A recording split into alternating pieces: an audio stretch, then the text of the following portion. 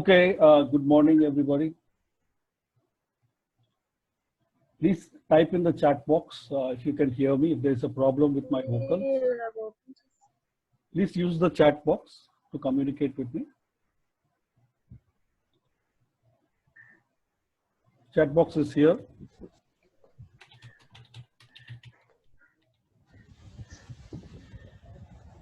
I have typed a question.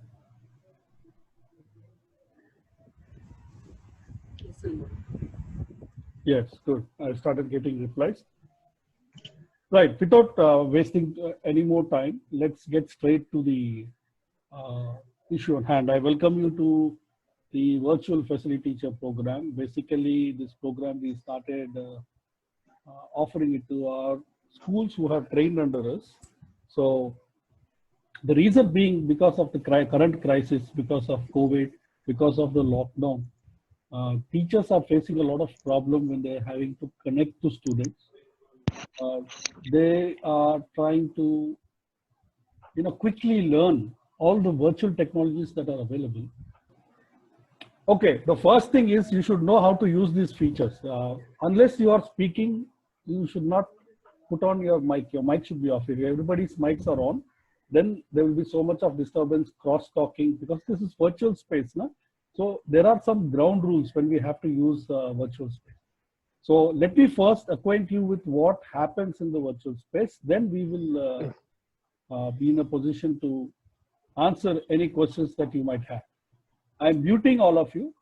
Please use the chat box when you want to communicate something. All right. So, like I said, this is the virtual facilitator workshop. In this workshop, we will be exploring new platforms and tools that we can use if we need to conduct virtual classrooms. Believe it or not, in the next 2 to 3 years, nearly 30–40% of our entire formal education will be moving to the virtual space. Already a lot of corporate learning, adult learning has started in the virtual space. Now it is the time of formal education. Is it the best thing to do? I am not sure. I am not taking the decisions, but this is the way the technology is going. This is the way the world is moving. So as teachers and as educators and trainers, it is our responsibility to be prepared for any kind of eventuality. Now, let's first understand what it takes to conduct a virtual session, okay? We have to understand and be prepared for some problems. This is a virtual session, meaning that this is not a physical classroom. So a lot of things we cannot control. We can't really take care of everything. There will be problems. Suddenly there will be power cut. Suddenly internet will go weak. Suddenly the audio will freeze. The video will freeze. So there is nothing really we can do. We have to just continue and we have to catch up. Sometimes there will be, suddenly you will get disconnected from the meeting. Okay. You just have to log in and continue. That's all. These are not things that we can take care. This is the technology, state of the technology. Laptop and desktop is always the preferred thing when you are doing virtual sessions. Yes, I know that many people cannot right now come on a laptop. Some of you have come on cell phones. I can see that. It's okay, but at least learn so that tomorrow when you get a laptop, you can practice and you can come to a place where at least you can cope with it. But for any kind of virtual session, if you want to host anything, that means you have to have a laptop or desktop. In the mobile phone, all the features will not work. Okay, you cannot enjoy all the features. Only limited features. You can see what is happening. You can maybe type a response. That's it. But you cannot get the full benefits of the session through a mobile phone. Okay. Achha. Now what you need to do in this session? There are some things that you need to do. First, observe, listen. Okay, observe everything I'm doing, not just what I am telling. Observe when I'm doing something. Observe how I'm conducting the class. Same way, you also need to model your classes. You need to be observant of what I'm doing, how I'm doing, and because everything that I'm doing, every slide that I'm putting on the screen, there is a reason. There is a reason in terms of philosophy, in terms of methodology, why I'm doing those things. Okay, so that is one thing. Second, participate. When we are asking you to participate, please participate. If I give you a quiz, if I ask a question, participate. Be proactive. Don't wait for other people to do and then sit and watch. This is not a entertainment session. This is a serious learning session. As educators, if you participate well in this session, you will learn better. Yes. If you have any questions, ask questions. Type them in the chat and ask the questions, or put it in our WhatsApp group after the session, and we will be happy to say. Please keep a paper, pen, or notebook pen and take notes. There are some points which you might want to revisit. And also, finally, you need to practice. Whatever you learn here, if you don't practice it, you will forget it. And after even 3 days, you will not be able to remember anything. So it will be a total waste of your time, my time, the school's efforts, everything, it will be a waste if you do not practice what you are learning in this session. Yeah. So today is day one. In day one, what we are going to do. Right now, what I'm doing is I'm introducing the concept. Okay. Next, we will do the context setting. We will define our objectives and what you want your students to achieve from that. So that clarity should be there. Also, you will learn how to use the tools. A lot of people, they are thinking that, if, conducting internet classes is just switch on Zoom and start talking. In that way, none of your students are going to stay in the class. They are not going to pay attention. It is a waste of your time and your effort. You have to know how to use the tools. You have to make it into an interactive process. Because even in the virtual space, there are a lot of tools. Only thing is, you need to know, you need to practice a little bit. It is just like getting a new cell phone. It is just like getting a new cell phone. When you get a cell phone, it will take you 2 or 3 days to get used to all the features of that particular cell phone. Same way with virtual technology also, with every platform, you will take a little time to get used to what is happening. Okay. We will also see what are the best practices, what to do, what not to do, things like that. And also we'll have a question and answer round so that we can clarify any questions. Right. Now I want you to go to do this. This is your first assignment for the day. Take your phones, type www.menti.com. You can do it in your phone or you can do it in your laptop also, no problem. There you will be asked the code. Enter that code 7149993. See, it is written here. You can see on the screen. Go to menti.com. Enter code.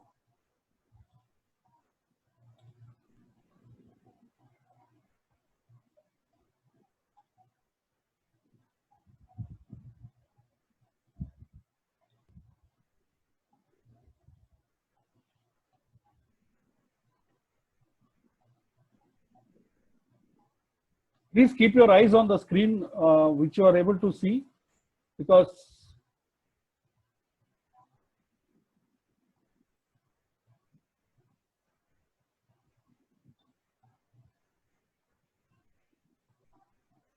there it will ask you a question. What are you feeling right now?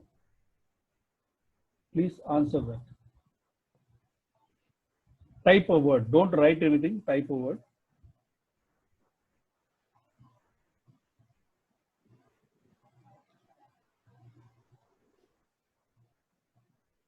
Yes.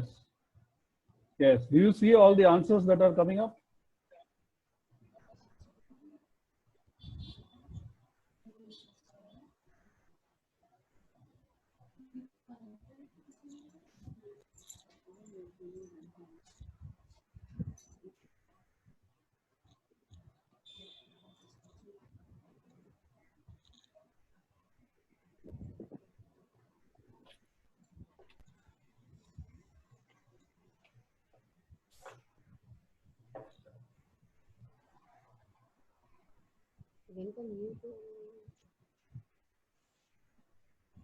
Yes.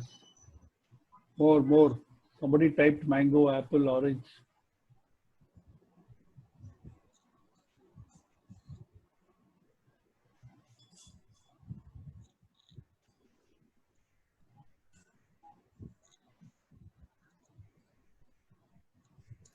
Increase the volume.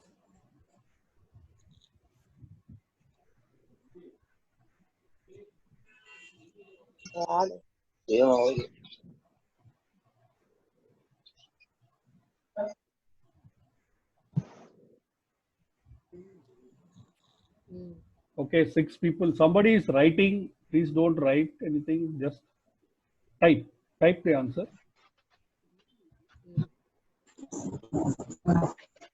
6 people have voted so far according to my screen.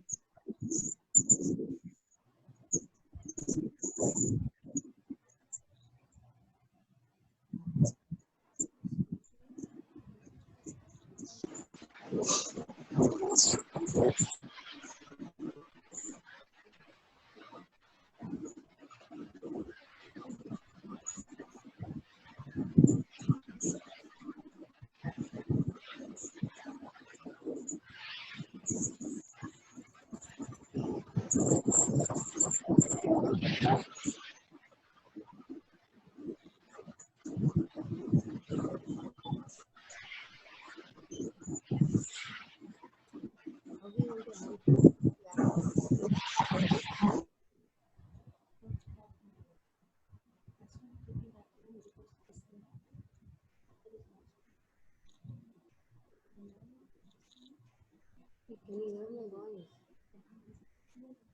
Now he's not talking.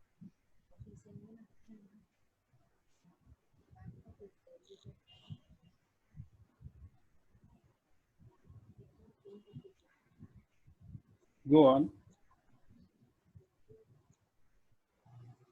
14 people.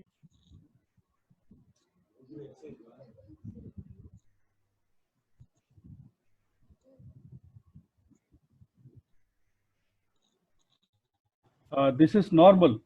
I just now got logged out and I got logged in again. So this is normal. Don't, this will happen. Be prepared for these kind of things. Did you vote in Menti? The screen I'm sharing, see, you can see that 15 people have voted. The reason I want you to experience this is because you can use this in so many ways in your classes.